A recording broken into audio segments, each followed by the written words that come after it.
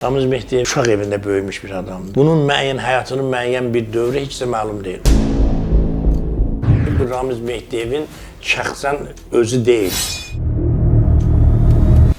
O uşaq dəyişdirilib, onun əvəzinə başqa bir erməni mənşəli uşaq verilib bunun qohumlarına. Arvadının da erməni olması özü ikinci əridir bu onun, birinci əri başqadır.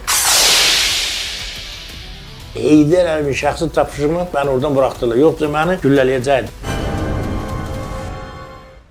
Onun elədiklərini heç Stalin vaxtında heç bir ailə eləmir.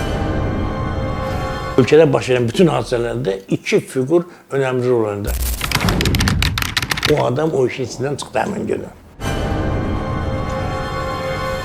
Mən buradan qənata gəlirəm ki, Əli Həsənov da Rusiyanın xüsusi xidmət orqanları tərəfindən verbuq olunubdur.